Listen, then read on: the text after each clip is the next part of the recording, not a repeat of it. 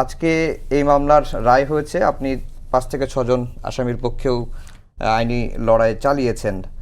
তো এই যে রায় হলো, রায়ে তো আসামিদের খালাসও দিতে পারতেন, বা প্রমাণ হয়নি বলে আসামিদের সব আসামিকে খালাস দিতে পারতেন, কিন্তু বিচার অবৈধ ঘোষণা কেন করলেন আদালত? দেখুন, বিচার অবৈধ এই কথাটা সম্পূর্ণভাবে আমার মনে হয় যে কোর্ট এটা বলেছে কিনা। কারণ হলো যে একটা মামলা, একটা ফৌজদারি মামলা সাধারণত যখন বিচার প্রক্রিয়া শেষ হয়, এটার একটা স্টেজ আছে। আপনার case opens, chapter 23 of the code of criminal procedure, session মামলা যেটা, এবং ওই সেশন মামলার সেশন প্রসিডিউর যেটা চ্যাপ্টার 23 সিআরপিসির, ওইটা ফলো করেই বিচারটা শুরু হয়েছিল। সেখানে আপনার 265 A B C D লাস্টে গিয়ে আপনার KL পর্যন্ত আছে। তো এখানে আপনার প্রত্যেকটা ফৌজদারি মামলার দুটো জিনিস থাকে। একটা হলো যে 367 সিআরপিসিতে জাজমেন্ট, এই লিখতে গেলে জাজ সাহেবদের দুটো জিনিস সেখানে তাদের ডিটারমাইন করতে হবে, ডিটারমিনেশন অফ পয়েন্টস, বিচার্য বিষয়। তো বিচার্য বিষয় হলো, এক নাম্বার হলো যে কথিত সময়ে কথিত স্থানে এইভাবে বা যেভাবে বলা হচ্ছে এইভাবে কোনো ঘটনা ঘটেছে কিনা, পয়েন্ট 1। পয়েন্ট 2 হলো যে আসামিরা বিচার প্রার্থী বা যারা বিচারে যাদেরকে সুপর্দ করা হয়েছে তারা এই ঘটনার সাথে জড়িত কিনা। আপনি যে কোনো ফৌজদারি মামলাই বলেন, আপনি এই পয়েন্টস ফর ডিসিশন যদি না থাকে, তাহলে that judgment cannot be called a judgment, and it is very much in section 367 CRPC. এখানে আপনার 21শে আগস্টে একটা ঘটনা হয়েছে।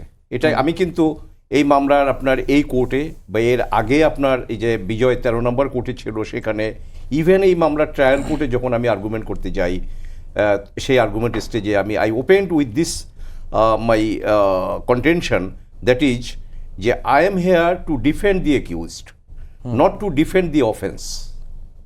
আমি এখানে অফেন্সটাকে ডিফেন্ড করতে আসি নাই।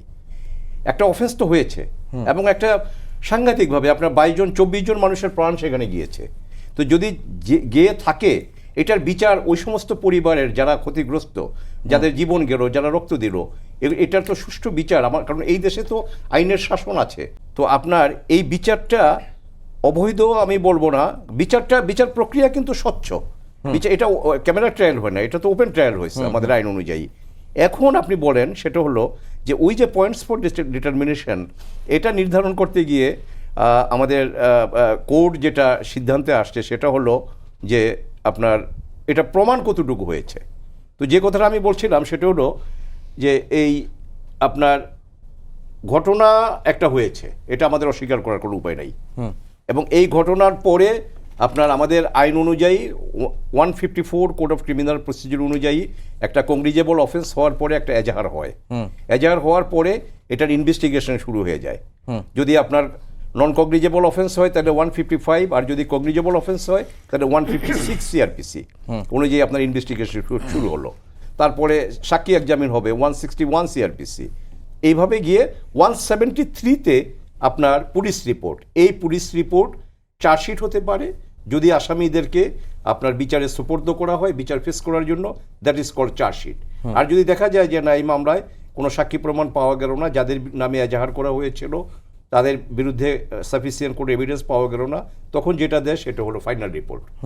এই ফাইনাল রিপোর্ট আবার 5 প্রকারের আছে। এনিওয়ে, ওই অত বড় কথায় নাইবে গেলাম। তো এখানে আপনার অভিযোগপত্র আসছে, পুলিশ ইনভেস্টিগেশন করেছে।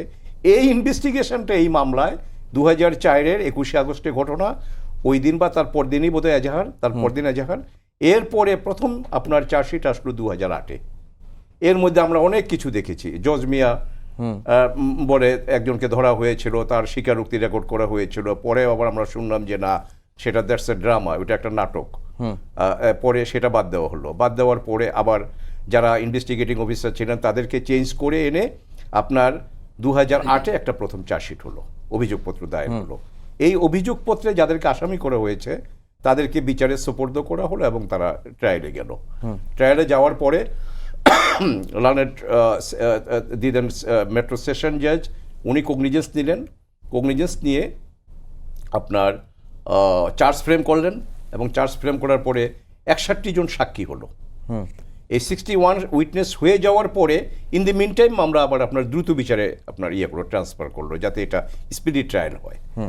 সেখানে গিয়ে আপনার এই 61 জন সাক্ষী হওয়ার পরে all on a sudden there is an prayer from the রানের পাবলিক প্রসিকিউটর যে এই মামলার আরও তদন্ত প্রয়োজন। কেন? যে মামলার গ্রেনেড কোত্থেকে আসছে, এই গ্রেনেড কারা সাপ্লাই দিচ্ছে, কী উদ্দেশ্যে করা হয়েছে ইত্যাদি ইত্যাদি, এগুলো আপনার সঠিকভাবে হয় নাই। তো এটা যদি পাবলিক প্রসিকিউটর বা রাষ্ট্রপক্ষ থেকে যদি এরকম এই অ্যাডমিশন যদি থাকে তাহলে বুঝতে হবে that first investigation that was perfectly and that was not মানে কমপ্লিট। এটা একটা অসম্পূর্ণ একটা ছিল, আপনার তদন্ত ছিল। সেই অসম্পূর্ণ তদন্ত করে ওনারা ওই 61 জন সাক্ষী পর্যন্ত নেওয়ার পরে তারপরে আবার একটা ফার্দার ইনভেস্টিগেশনের অর্ডার হলো। এই ফার্দার ইনভেস্টিগেশন যেটা, সেটাকে আমি বলবো যে ফার্দার ইনভেস্টিগেশন না, in the name of further investigation that was a reinvestigation which is highly barred. এই অভিমতগুলো আজকে যখন আমাদের জাজমেন্ট প্রনাউন্স করলেন অনারেবল প্রিজাইডিং জাজ of the high court division court number 15 main, উনি ওখানে এই যে এই ইলিগ্যালিটি যেগুলো এগুলো বলতে গিয়ে উনি এভাবে বলেছেন। সেখানে অবৈধ in this sense not in accordance with law, আচ্ছা, not in accordance with law, but every activities of the court সেটাকেও তো আমরা অবৈধ বলতে পারি না। জি।